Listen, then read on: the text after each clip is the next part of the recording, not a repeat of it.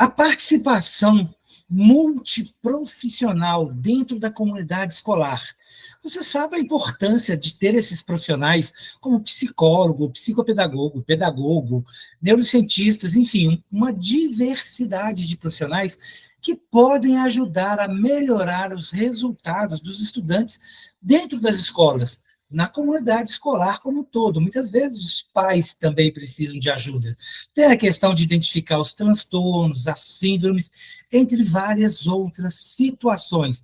Enquanto em alguns estados e cidades existem algumas leis que ajudam nisso, já estão participando disso, discutindo isto, em outros já tem leis que já falam dessa questão. E nós vamos conversar sobre isso, né, com a doutora no assunto também, professora lá da Universidade Federal de Pernambuco, Bianca Queiroga. E para a gente começar o nosso bate-papo sobre essa palestra que ela vai fazer lá no Break Connection, a 9ª edição do Break Connection, que vai acontecer lá em Recife, na terra dela lá, que começa no dia 29 de outubro, vai até o dia 1º de novembro, inclusive tem na programação o exclusivo Break Kids, para trabalhar com as famílias, para trabalhar com as crianças, com os profissionais, que é um espaço de prática sob supervisão. E para você que não quer ou não tem a oportunidade de ir para essa maravilhosa capital do Nordeste, né, aproveitar o congresso e depois dar uma passeada, tem também o Break Connection estendido, dia 10 de novembro, o dia inteiro online. São mais de 50 palestrantes ao vivo em 5 salas diferentes. Bianca, conta para a gente quais são os principais tópicos dessa sua palestra. A nossa palestra vai focar nessa abordagem multidisciplinar de profissionais de saúde, a contribuição que vários profissionais de saúde podem dar para a educação. Como você muito bem colocou, não é? Seja para a identificação precoce de transtornos, cada vez mais a gente sabe da importância de que quanto mais cedo a gente identificar as alterações do desenvolvimento, menor serão as consequências na vida posterior dessa criança. Então, não só nessa perspectiva de identificar precocemente transtornos e problemas que podem interferir na aprendizagem e no desenvolvimento, mas também e principalmente para potencializar esse desenvolvimento infantil, essa aprendizagem infantil. Então, a abordagem de vários profissionais de saúde que vêm estudando, vêm fazendo pesquisa, atuando, demonstrando por meio das suas pesquisas que as intervenções educacionais funcionam e promovem esse desenvolvimento, elas precisam ser mais valorizadas por muitas pessoas, pela sociedade, precisam ser conhecidas e mais valorizadas. Então, a ideia, lá no dia 29 de outubro, no dia do bem, nós vamos discutir sobre isso na Assembleia Legislativa do Estado de Pernambuco, destacando a importância de profissionais como psicólogos, fonoaudiólogos, psicopedagogos, terapeutas ocupacionais e tantos outros profissionais que precisam estar cada vez mais presentes nas nossas escolas. A gente pede, os profissionais estudam, trabalham e se dedicam sobre o desenvolvimento infantil e a gente sente que muitas vezes esse conhecimento não está disponibilizado para quem mais precisa dele, que são as nossas crianças. Então, essa abordagem multiprofissional, essa contribuição que esse conjunto de profissionais pode dar para a nossa educação, no sentido de promover o desenvolvimento infantil integralmente, é o que a gente vai estar discutindo lá no dia 29. Você falou sobre os profissionais, eu queria que você pudesse especificar quais seriam os profissionais, porque na comunidade escolar a gente vai ter o professor, né, o educador, o supervisor, né, diretor, e muitas vezes tem também a questão do pedagogo. Quem seriam os outros? E aproveitando que você citou o Dia do Bem, que abre toda a programação do Break Connection, lá na maravilhosa Assembleia Legislativa, né? E vale lembrar que, inclusive, a Assembleia Legislativa, muito gentilmente, está iluminando a fachada de azul e rosa em homenagem à nona edição que está acontecendo lá, o que é muito louvável, né, por parte, né, dos nossos amigos, dos nossos prestigiados políticos da região, que estão valorizando a educação, e isso é muito importante. Então, quais seriam esses profissionais, as profissões, e vai ter esses prêmios.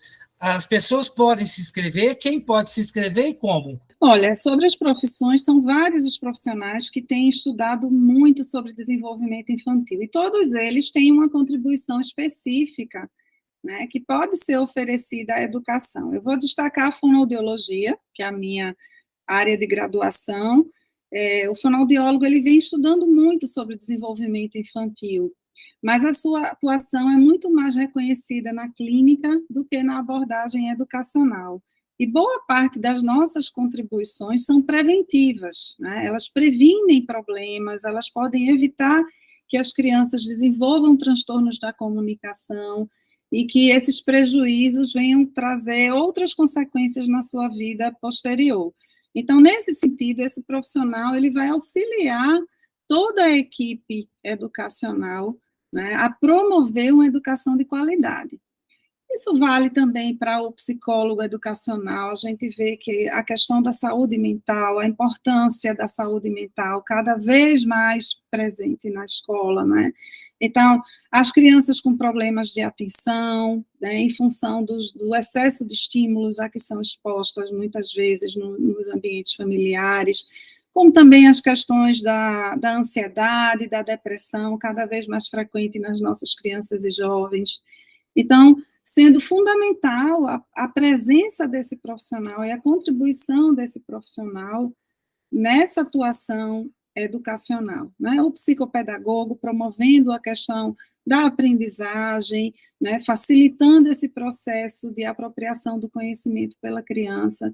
Então, estou destacando aí esses 3 profissionais como profissionais fundamentais que deveriam estar em todas as escolas acompanhando e auxiliando o trabalho do professor, né? O professor está lá no dia a dia em sala de aula e muitas vezes ele se vê diante de um caso, de uma situação de uma criança que sozinho ele não consegue dar conta. Então, quando nós defendemos o trabalho em equipe, é muito nessa perspectiva, né? Contribuições que esses profissionais da área da saúde podem estar oferecendo a toda a equipe educacional.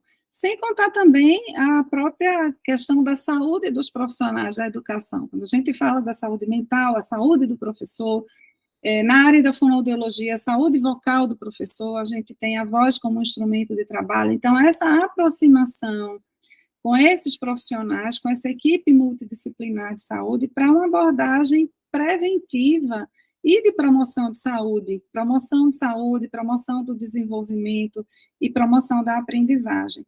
Então, não é apenas para a gente identificar crianças com problemas ou acompanhar as crianças com necessidades educativas especiais, não. É um trabalho que se volta para toda a comunidade educacional, toda a comunidade escolar, né? Então, é um trabalho que visa promover saúde para toda a comunidade educacional.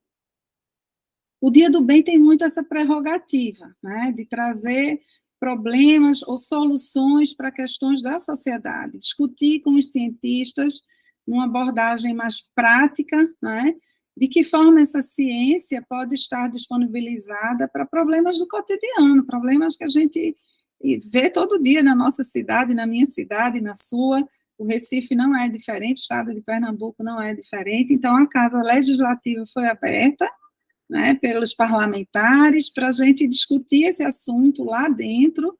Então, nós vamos discutir também a questão da inclusão no estado de Pernambuco, os desafios do processo de inclusão nas nossas escolas no estado de Pernambuco, que reflete certamente outras escolas do nosso país, né, porque as dificuldades não são só nossas, essas dificuldades, elas se repetem em muitos lugares.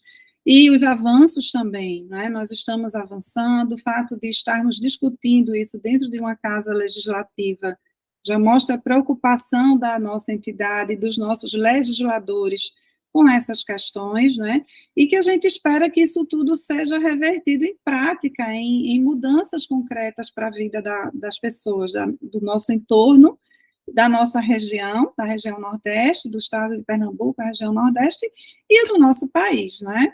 Então, vai ser muito bom contar com a presença de pessoas tão importantes lá. O acesso é limitado ao auditório, mas nós vamos transmitir isso pela TV lá da Assembleia, então a gente espera que isso atinja um número cada vez maior de pessoas que tenham interesse nessa temática. Como você também bem lembrou, o prédio da Assembleia Legislativa ele vai estar iluminado nas cores da dislexia. Outubro, a gente faz alusão também à dislexia, que é um transtorno de aprendizagem muito importante, e aqui com a ajuda da Associação de Famílias da Dislexia de Pernambuco, a gente está fazendo, chamando a atenção da sociedade para essa questão, do quanto é importante a gente conhecer a necessidade dessas pessoas, né, que têm a dislexia, os sintomas, como isso deve ser conduzido dentro da escola e também fora dela, e chamar a atenção também dos nossos parlamentares, dos nossos gestores, do executivo também, para a importância de melhorar a assistência a essa população e aos seus familiares. Então, vai ser um evento que tem, sim, essa missão social de sensibilizar gestores, legisladores e a sociedade em geral para esses temas tão importantes. A programação do Dia do Bem, Bianca, inclui 3 premiações, né? 3 prêmios diferentes. É a comissão organizadora do Brain Connection que seleciona. Por exemplo, eu posso me inscrever com alguma iniciativa? Como que funciona isso? Até essas pessoas puderem se inscrever, para a gente colocar isso na nossa legenda. Nós consultamos a equipe que está trabalhando na organização, pessoas da universidade também. Então, os indicados, os agraciados aos prêmios, são pessoas que desenvolveram ou desenvolvem serviços relevantes à sociedade nessa perspectiva da inclusão, da melhoria da educação, né? Dos diagnósticos. Então, são profissionais de saúde, de educação, são entidades também, são laboratórios de pesquisa, instituições de pesquisa e de ensino que desenvolvem trabalhos relevantes nessa área. Então, a ideia é premiar. Isso foi feito uma consulta ao nosso grupo, as pessoas que colaboram com o Brain Connection, e também pessoas da Universidade Federal de Pernambuco puderam opinar, pessoas da comunidade também, entidades parceiras também puderam opinar, e aí nós montamos aí a relação de pessoas que desenvolveram ou desenvolvem esses serviços relevantes à nossa sociedade, né? Aproveitando, Bianca, né, a sua formação, o seu doutorado em psicologia cognitiva, eu queria te perguntar também sobre a questão de o fato de ter uma equipe multiprofissional ajuda também na questão de combater o processo do preconceito. Muitas vezes o preconceito, quando ele começa em casa, né, o pai ou a mãe não quer admitir que a criança tem um problema, ou às vezes admitir que o filho tem um problema é admitir que um dos dois ou os dois tem o problema, e aí muitas vezes vamos deixar como é que está para ver como é que fica. Como que você já tem algum processo nesse sentido? Como que é possível lidar com essas questões? Porque isso também é uma ação, às vezes, muito complicada para os professores. Eles percebem, identificam algum problema na criança, né, avisam para os pais, mas a partir daí, teoricamente, eles não podem fazer mais nada, né? Você toca num ponto muito importante, né? Existe, em muitas vezes, um descompasso entre aspectos que são observados na escola e os diagnósticos que são devidos na saúde, né?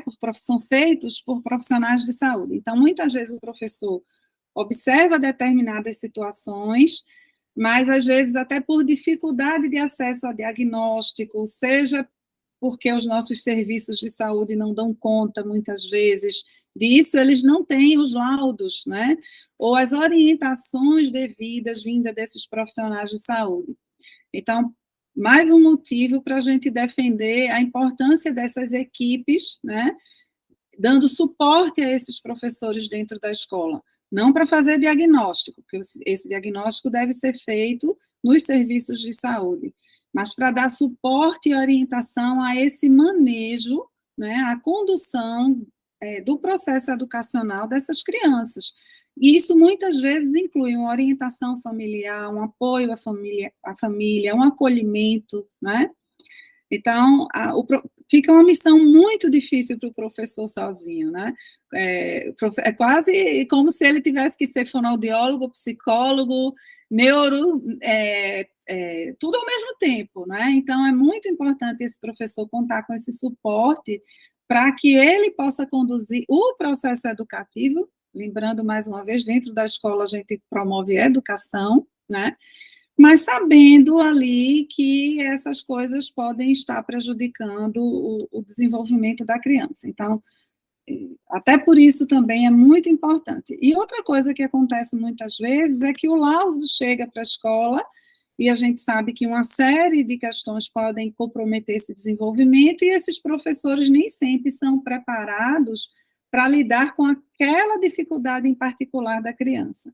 Então, é muito importante esse suporte, né? O que a gente vem defendendo é a presença dessas equipes, né? Nas escolas, ou equipes itinerantes, mas equipes que pudessem dar um suporte a esse processo educacional, equipes que pudessem assessorar as escolas que trabalham na perspectiva da inclusão, né? Que trabalhem numa perspectiva também de formação permanente a esse professor. Então, a gente defende não apenas aquela formação, as famosas capacitações, né? O professor vai lá, tem uma aula com um psicólogo sobre o manejo do bullying na escola, mas quando ele chega lá para a sala de aula dele, acontece uma situação inusitada e ele, às vezes, tem dificuldade de saber conduzir. Então, como seria bom se ele pudesse consultar novamente aquele profissional, conversar sobre aquela situação específica para aquele profissional. Então, a gente defende esse acesso do professor a essas equipes, né, para que essas equipes possam auxiliá-lo nessa missão. A verdade é que a situação requer, inclusive, políticas públicas adequadas, quiçá a questão de legislação, né, quer seja do governo municipal, estadual ou federal.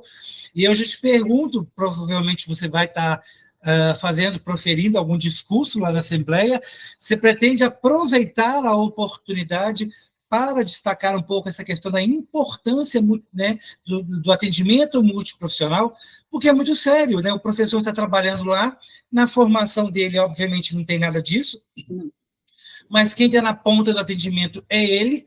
Às vezes, né, milagrosamente, no bom sentido, ele consegue identificar alguma coisa, porque não é a formação dele, mas e como encaminhar isso? E muitas vezes, é o que eu falei anteriormente, a gente tem a barreira familiar, que não quer dar sequência. Dessa presença de uma equipe multiprofissional, pode conversar com os pais, pode mostrar prós e contras, o fato de não querer nada, sugerir um laudo, e até um laudo entre os próprios pais, porque tem muitas questões que são hereditárias, né?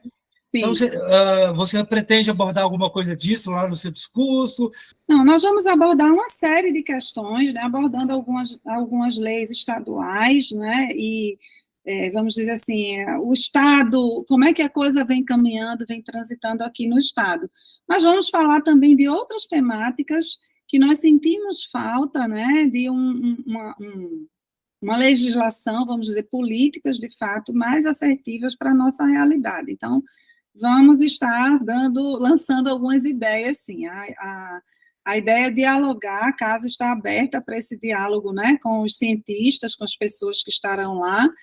Lembrando que são mesas de debates, a gente vai fazer uma provocação, mas as pessoas poderão se posicionar e que a gente espera que frutos sejam colhidos aí dessas sementes plantadas, né? Então, esperamos, sim, que muitas coisas que sejam discutidas lá sejam revertidas posteriormente em proposições legislativas. Por isso que nós estamos lá na Casa Legislativa. Aguardamos que os deputados participem, escutem, deem as suas opiniões, né? De repente colham ali informações importantes para possíveis projetos que, fazendo a parte deles, vão beneficiar a população de uma forma geral, principalmente a comunidade escolar, porque o que a gente percebe é que ainda precisamos muito virar a página do preconceito, do meu filho é burro, do meu filho é devagar, meu filho é preguiçoso, não quer estudar.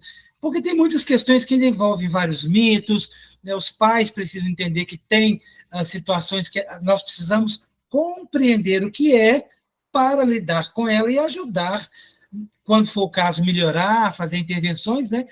E aí eu queria aproveitar o seu conhecimento da fonoaudiologia educacional, primeiro para entender um pouco mais, né? Explicar para quem está nos ouvindo lá no podcast, quem está nos assistindo no YouTube, o que de fato é, né, a fonoaudiologia educacional, porque, né, imagino que seja esse aspecto de ajudar nos aprendizados, mas vamos ouvir você que é especialista. E hoje, dentro dessa área, quais são os principais problemas que se identificam nas escolas? A fonoaudiologia é uma profissão, né, uma ciência da área da saúde. Ela se consolidou, ela surgiu no Brasil na área de educação, muito na perspectiva de correção de problemas de fala que interferiam na aprendizagem. Então, a fonoaudiologia começou no Brasil dando esse suporte na área da educação, mas ela se consolidou como uma ciência, uma disciplina da área da saúde.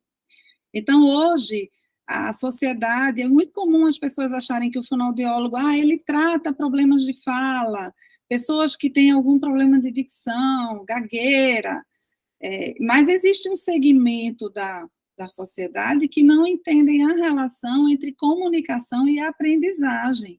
E nós sabemos que a comunicação é um processo fundamental para toda e qualquer aprendizagem humana. Então, nesse sentido, o desenvolvimento da comunicação, ele é uma condição necessária à aprendizagem. A criança só vai aprender a ler e escrever se ela dominar a língua, a linguagem, uma forma, uma modalidade de comunicação, né? Então, nesse sentido, todas as crianças precisam ter seu desenvolvimento de comunicação potencializado na escola, né, para que elas aprendam bem, mesmo as crianças típicas, né, elas precisam se comunicar bem para que elas aprendam bem. É impossível pensar numa criança que não consiga contar uma história verbalmente, narrar uma situação verbalmente, como essa criança vai produzir um texto, se ela não conseguir se organizar linguisticamente para uma narrativa, para uma produção textual. E aí, imagine, então, as crianças neuroatípicas, as crianças que têm alguma dificuldade, uma criança que não se comunica, uma criança uma criança que não seja verbal, ou que seja minimamente verbal, uma criança que tem uma necessidade complexa de comunicação. Então, todas essas crianças vão precisar de muito suporte da equipe educacional, esse manejo educacional, para que elas possam potencializar o seu desenvolvimento da comunicação e, assim, então, aprender e conseguir vivenciar com mais facilidade etapas posteriores do processo educacional. Então, a fonoaudiologia educacional, ela passa a auxiliar a equipe muito nessa perspectiva, na promoção do desenvolvimento integral da criança, né, e do adolescente, e também na identificação precoce de crianças com problemas da comunicação que poderão afetar esse desenvolvimento, essa aprendizagem, e como você bem lembrou, com o manejo disso na escola, né? Você falou, inclusive, o preconceito que muitas famílias têm. Eu posso dar um exemplo, há sistemas de comunicação aumentativa e alternativa. Algumas famílias têm uma certa resistência, acham que se usar um instrumento, uma ferramenta de comunicação alternativa, aquela criança poderá reduzir a possibilidade dessa criança se comunicar verbalmente, quando as pesquisas mostram o contrário, né? Aquela ferramenta é também aumentativa, ela amplia as possibilidades de comunicação da criança. Muitas vezes ajuda a uma criança autista, por exemplo, se regular, as pessoas entenderem o que é que aquela criança está desejando, o que é que ela está solicitando ali naquele determinado momento. Então, esses profissionais e a fonoaudiologia educacional, de forma mais específica, vão dar esse suporte ao professor nessas questões redução de barreiras, vamos dizer, comunicacionais, que são tão importantes aí para o sucesso da aprendizagem. Né? O que a gente precisa, talvez, é ser mais reconhecido, tanto pela sociedade, quanto pelos próprios profissionais de educação, que muitas vezes desconhecem o nosso fazer, né? A importância desse apoio. Uma pesquisa que nós fizemos recentemente, entrevistando professores, nós vimos que os professores que mais valorizam a atuação do fonoaudiólogo educacional são aqueles que já tiveram a experiência de trabalhar com a colaboração desse profissional, né? Só que, como são poucos, ainda é uma inserção incipiente no Brasil. Muitos professores e educadores nunca trabalharam com fonoaudiólogo educacional e aí não conhecem, não reconhecem a importância. Então, nós estamos sempre defendendo isso. É um trabalho em equipe, né? O fonoaudiólogo, ele não vai ali tomar o lugar de nenhum outro profissional, ele vai somar com outros profissionais da equipe nesse processo de auxiliar o professor e a equipe escolar a cumprir sua missão educativa. É uma outra barreira a ser superada, que é o desconhecimento profissional acerca desses profissionais importantes para melhorar e incrementar o aprendizado. Então, aí fica também um outro processo que vocês precisam também avançar, e é a disseminação de informações. Um evento como esse ajuda cada vez mais as pessoas tomarem mais conhecimento, e às vezes também a começar na escola, juntar os professores e fazer um movimento para que essas equipes multiprofissionais passem a fazer parte do cotidiano deles, né? Você consegue citar para a gente, Bianca, para a gente fazer o encerramento aqui do nosso bate-papo, uns três, vamos dizer assim, entre aspas, problemas mais comuns da fonoaudiologia que têm sido identificados aí nos últimos anos em relação aos estudantes, né? E quais os cuidados ou como prestar atenção para combater ou evitar? Olha, muitos erros de diagnóstico nessa área dos transtornos funcionais específicos de aprendizagem, né? Muitas crianças que não aprendem a ler e escrever no tempo esperado, não porque não tenham, porque têm algum transtorno, mas sim porque não tiveram oportunidades socioeducativas adequadas e suficientes, e aí elas não aprendem e ficam ali, né, lutando com aquilo ali. A invisibilidade também dos transtornos funcionais específicos dentro da escola. Então, por exemplo, o diagnóstico da dislexia, ele é extremamente complexo, né?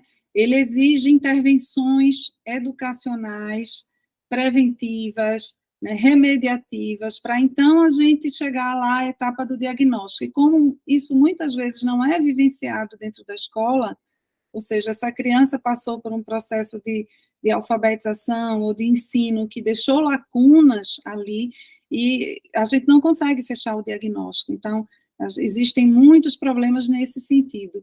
E eu acho que uma outra questão também são as barreiras comunicacionais, né?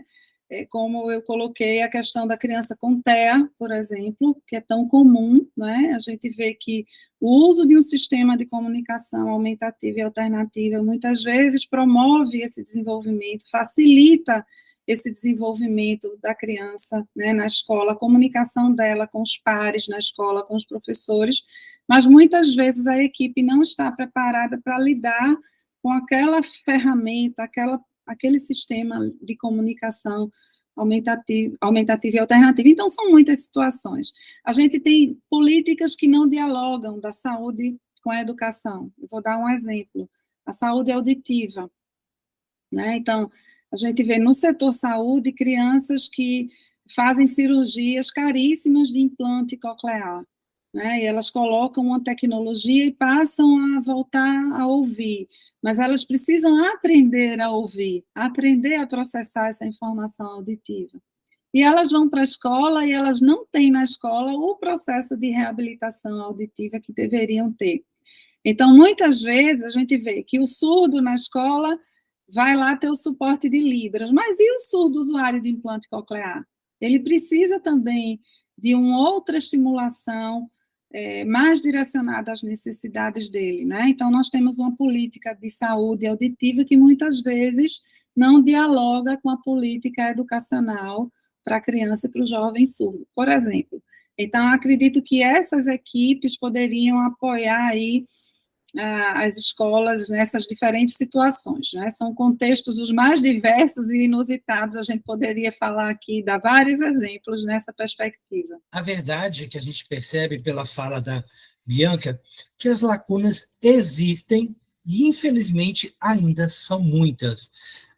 Parte delas por falta de conhecimento. Conhecimento dos pais, mas muitas vezes dos professores também, né, da própria pessoa em se interessar pelo assunto, em pesquisar, e o conhecimento ele vai barrando e até ajuda a disseminar preconceitos, ajuda a manter mitos e situações que comprometem muito a questão do aprendizado dos estudantes em geral.